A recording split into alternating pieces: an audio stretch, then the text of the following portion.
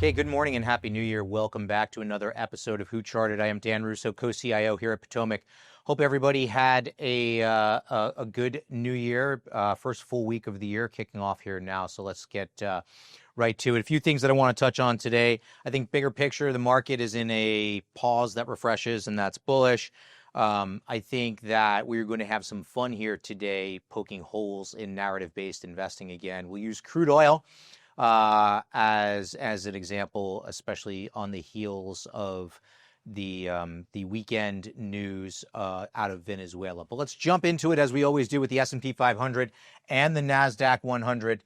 Both of these put in weeks where they closed lower last week. However, both remain above their rising 60-week moving averages. All right, so for big picture, the story is still bullish. However, it is interesting to me that both of these major indices have really not made much progress since mid to late October.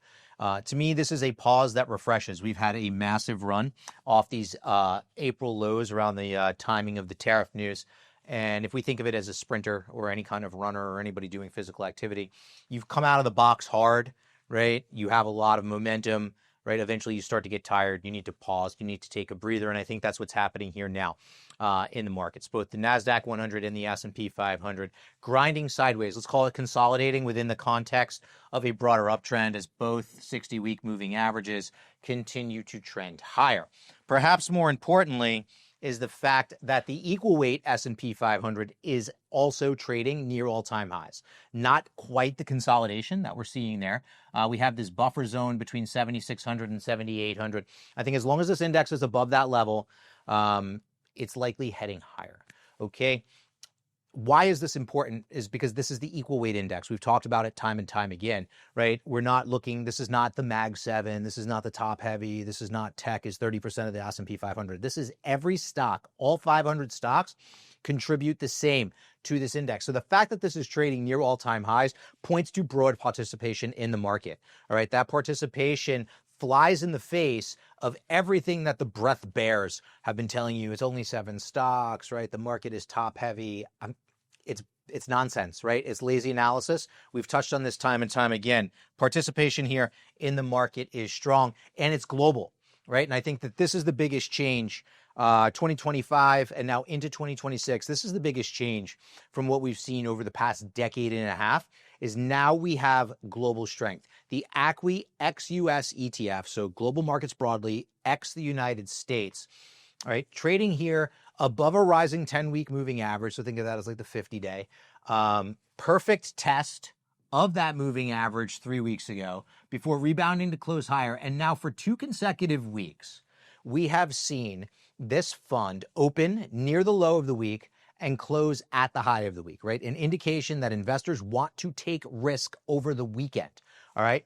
I don't have the relative chart here today, but if I did, you would see that global markets actually outperform the US in 2025, and I'd be willing to bet that investors are still underweight global relative to the US because quite frankly, that has been the right move. We're talking a decade and a half, 15 years of underperformance on the part of global equities. Is that changing? It appears to be. My guess is most investors remain underweight. I think this is probably the most impressive chart that I looked at over the weekend with that perfect test of the 10-week and then these 2 strong candles here indicating that the bulls are strongly in control of the market. Another impressive chart is the day one. This is a daily of the Philadelphia Semiconductor Index. Started the year up 4%. Now contrast that with software companies. Everybody loves software companies. Software companies were down about 3% to start the year. Roughly 7 percentage point spread to start the year. Doesn't mean much to us, although this is an intermarket theme that I like to pay attention to joke around about the boomers paying attention to the transports, and we've been through it time and again. The transports are important. However, I think semiconductors are super important as well. There is nothing in your life that you touch, with the exception of probably your clothes, and that'll change, that doesn't have semiconductor content in it. We've got a rising 50-day moving average, and this consolidation has also been playing out since October on both an absolute and relative basis, similar to the market. So I think a breakout here, both absolute and relative to the S&P 500, sets the stage for broader participation, right, and broader strength across the market. So let's continue to pay attention to what the semiconductors are doing. And then finally, let's chat narrative. All right, you've heard me before. I'll say it again. Narrative-based investing is dumb. The thing you think is going to happen, that you and everyone else thinks is going to happen, usually does not happen. Now, over the weekend, we all saw the news out of Venezuela.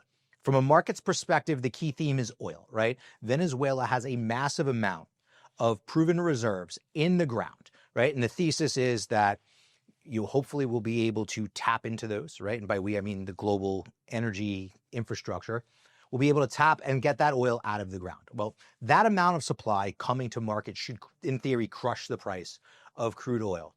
So if that's the case, that's what everybody thinks, that's the narrative. Walk me through why at 3 o'clock this morning, we saw the dead low so far this year for crude oil. This is a 1-minute chart, by the way, going back to the start of 2026. So very, very small time frame. We don't usually operate on the 1-minute time frame, but it does prove my point about narrative-based investing. It would be poetic and it would be ironic, and I will laugh very hard if 3 o'clock this morning on January 5th, after the news over the weekend, marks the low in 2026 for oil. Right? We've seen a nice rally here, crude oil rallying more than $1 since 3 o'clock this morning. So again, not really relevant to how Potomac invests, but it does kind of point to narratives are dumb, right? Having a proven process is better. If it can't be tested, it can't be trusted. So we'll continue to invest the way that we normally invest. So thank you once again for taking time to hear what we have to say. I hope 2026 is prosperous and healthy for all of you, and we will be back next week. Have a great week, everyone, and we'll see you soon.